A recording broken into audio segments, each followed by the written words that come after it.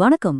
நம்மளோட வேலை நேரத்துல பாதிக்கு மேல இமெயில் அனுப்புறது, இன்ஃபர்மேஷன் தேடுறது, கேலண்டரை செட் பண்றதுன்னு இந்த மாதிரி சின்ன சின்ன டிஜிட்டல் வேலைகள்லயே போயிடுது இல்லையா? ஆனா இந்த எல்லாத்தையும் மாத்த போற ஒரு புது டெக்னாலஜி பத்தி தான் நாம இன்னைக்கு பார்க்க போறோம். இது நாம வேலை செய்யற விதத்தையே மாத்தி அமைக்க போகுது. இந்த கேள்விய ஒரு நிமிஷம் யோசிச்சு பாருங்களேன். மீட்டிங் புக் பண்றது, இமெயிலுக்கு பதில் சொல்றது, டேட்டா தேடுறது, இந்த வேலைகளை எல்லாம் நீங்க செய்யவே வேண்டாம். உங்க பிரவுசரே ஒரு பர்சனல் அசிஸ்டன்ட் மாதிரி உங்களுக்காக எல்லாத்தையும் செஞ்சா எப்படி இருக்கும்? கமேட் அப்படிங்கிறது ஒரு சாதாரண பிரவுசர் கிடையாது. இது உங்களோட தனிப்பட்ட ஏஐ அசிஸ்டன்ட். நீங்க என்ன செய்யணும்னு ஒரு தடவை சொன்னா போதும், அதுவே ஆட்டோமேட்டிக்கா வேற வேற டேப்ஸ், அப்ளிகேஷன்ஸ்னு எல்லாத்துக்கும் போய் அந்த வேலையை உங்களுக்காக முடிச்சு கொடுத்துரும்.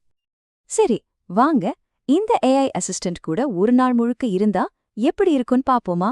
முதல்ல காலையில நாம பண்ற வேலைகளை எல்லாம் இது எப்படி நிமிஷத்துல செஞ்சு முடிக்குதுன்னு பார்க்கலாம். ஒரு பிஸியான வாரத்துல மீட்டிங்குக்கு டைம் கண்டுபிடிக்கிறது எவ்வளோ பெரிய தலைவலி. நாம வழக்கமா கேலண்டரை திறந்து ஒவ்வொரு நாளா தேடிட்டு இருப்போம். ஆனா இங்க பாருங்க, சிம்பிளா ஒரே ஒரு கமெண்ட் தான். அடுத்த வாரம் மீட்டிங்குக்கு 3 1-hour ஸ்லாட்ஸ் கண்டுபிடி. பாருங்க, சில நொடிகள் தான் ஆச்சு. நாம கஷ்டப்பட்டு கேலண்டர்ல தேடவே தேவையில்ல. ஏஐ அதுவாவே ஃப்ரீ டைமை கண்டுபிடிச்சிடுச்சு. திங்கட்கிழமை 3 நல்ல டைம் ஸ்லாட்ஸ் ரெடி. இதை விட ஈஸியா எதுவும் இருக்க முடியுமா? அடுத்தது நம்ம பலருக்கு பிடிக்காத ஒரு வேலை, கணக்கு வழக்கு பாக்குறது. பழைய இமெயில் எல்லாம் தேடி இன்வாய்ஸ் கண்டுபிடிக்கிறது ரொம்பவே போர் அடிக்கும் இல்லையா? ஆனா காமெட் கிட்ட சிம்பிளா ஒரு கமெண்ட் கொடுத்தா போதும். இங்கதாங்க அசலான மேஜிக்கே நடக்குது. ஏஐ இன்வாய்ஸை கண்டுபிடிச்சதோட நிறுத்தல, அது எல்லா டீட்டெயில்ஸையும் ஒரு ஸ்ப்ரெட்ஷீட்ல அழகா போட்டு நம்ம டவுன்லோட் பண்றதுக்கு ரெடியா கொடுத்துருச்சு. யோசிச்சு பாருங்க, நம்மளோட அட்மின் டைம் எவ்ளோ சேவ் ஆகும்னு. காலை வேலைகள் எல்லாம் முடிஞ்சுது. இப்போ நம்மளோட ஒர்க்கிங் டேவோட உண்மையான சேலஞ்சுக்கு வருவோம். இங்கதான் டாஸ்க்லாம் கொஞ்சம் காம்ப்ளெக்ஸ் ஆகும், ஸ்மார்ட்டான பதில்களும் தேவைப்படும். காமெட் இதை எப்படி ஹேண்டில் பண்ணுதுன்னு பாப்போமா? நமக்கு அடிக்கடி வரக்கூடிய ஒரு இமெயில் தான் இது. ஒரு கஸ்டமர் இல்லைன்னா நம்ம கூட வேலை செய்யறவங்க கிட்ட இருந்து இப்படி ஒரு நேரடியான கேள்வி வரும். இதுதான் இப்ப நாம தீர்க்க வேண்டிய பிரச்சனை. காமெட் சும்மா பதில் மட்டும் அனுப்பல, அது அந்த இமெயில படிச்சு புரிஞ்சுக்கிட்டு அடுத்த டேப்ல இருக்கிற நம்ம வெப்சைட்டுக்கு ஆட்டோமேட்டிக்கா போகுது. அங்க லேட்டஸ்ட் போஸ்ட்ஸ் எல்லாத்தையும் அனலைஸ் பண்ணி அந்த இன்ஃபர்மேஷனை வச்சு ஒரு முழுமையான பதில ரெடி பண்ணுது. இதுதான் மல்டிபிள் ஆப்ஸை கனெக்ட் பண்ணி வேலை செய்யறதோட பவர். சரி, இப்போ ஒரு குவிக் சேலஞ்ச். 2 காம்படிட்டிவ் வெப்சைட்ஸ் ஓபனா இருக்கு. அதுல இருந்து இன்ஃபர்மேஷனை எடுத்து ரெண்டையும் கம்பேர் பண்ண முடியுமா? இது இந்த ப்ரௌசரோட உண்மையான திறமையை டெஸ்ட் பண்ணும். பாருங்க, கொஞ்ச நேரத்திலேயே ஒரு கம்ப்ளீட் கம்பேரிசன் டேபிள் ரெடி. முக்கியமான வித்தியாசங்கள் எல்லாம் தெளிவா பிரிச்சு காட்டியிருக்கு. இந்த வேலையை நாமளே செஞ்சிருந்தா எவ்ளோ நேரம் ஆயிருக்கும்னு யோசிச்சு பாருங்க. இதுதாங்க ரியல் எஃபிஷியன்சி. இதுவரைக்கும் நாம பார்த்ததெல்லாம் சின்ன சின்ன டாஸ்க் தான்.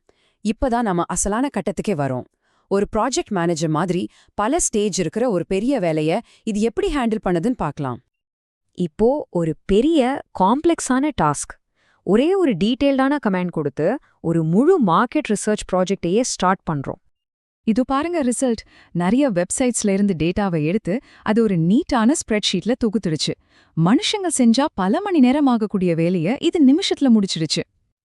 இதை எழுதினவரே கேக்குறாரு, இது எவ்ளோ அருமையா இருக்குன்னு. உண்மையிலே இந்த ஸ்பீடையும் ஆக்யூரசியும் பார்க்கும்போது ஆச்சரியமா தான் இருக்கு.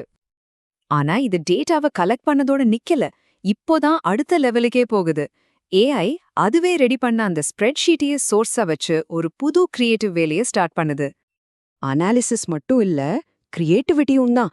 பாருங்க, அது என்னெல்லாம் கிரியேட் பண்ணிருக்குன்னு. ஒரு முழு 90 நாள் பிளான், கஸ்டமருக்கு அனுப்ப 3 விதமான இமெயில், ஏன் ஒரு 60 செகண்ட் வீடியோ ஸ்கிரிப்ட் வரைக்கும் ரெடி பண்ணிடுச்சு. இவ்ளோ பவர்ஃபுல்லான ஒரு டூலை பார்த்ததுக்கு அப்புறம் ஒரு முக்கியமான விஷயத்த நம்ம கண்டிப்பா பேசி ஆகணும். இந்த ஏஐய நாம எப்படி ஸ்மார்ட்டா, ரெஸ்பான்சிபிளா யூஸ் பண்றது. இந்த எக்ஸைட்மெண்ட் எல்லாத்துக்கும் நடுவுல இந்த கோட் ஒரு முக்கியமான வார்னிங்கை கொடுக்குது. ஏஐ இன்னமும் தப்பு பண்ண வாய்ப்பு இருக்கு. அதனால பட்டனை பிரஸ் பண்றதுக்கு முன்னாடி நம்ம ஒரு கண்ணு வச்சுக்கிறது ரொம்ப ரொம்ப முக்கியம். இந்த ஏஐய சேஃபா யூஸ் பண்ண இந்த 3 ரூல்ஸை எப்பவும் ஞாபகம் வச்சுக்கோங்க. முதல்ல, ஏஐ ரெடி பண்ற எதையும் அனுப்புறதுக்கு முன்னாடி ஒரு தடவை செக் பண்ணுங்க. 2வது, பேமெண்ட்ஸ், புக்கிங்ஸ் மாதிரி விஷயங்களை நீங்களே மேனுவலா அப்ரூவ் பண்ணுங்க. கடைசியா, உங்களோட பேங்க் டீட்டெயில்ஸ் மாதிரி சென்சிட்டிவ் இன்ஃபர்மேஷனை பாதுகாப்பா வச்சுக்கோங்க. கடைசியா இந்த ஒரு கேள்வியை உங்ககிட்டே விட்டுட்டு போறேன். இன்னைக்கு நம்ம பார்த்ததுக்கு அப்புறம் நீங்க யூஸ் பண்ற டூல்ஸ பத்தி கொஞ்சம் யோசிங்க. உங்க பிரவுசர் உங்களுக்காக உண்மையிலேயே சரியா வேலை செய்யுதா, இல்ல அதுகிட்ட இருந்து இன்னும் நிறைய எதிர்பார்க்கலாமா? யோசிச்சு பாருங்க.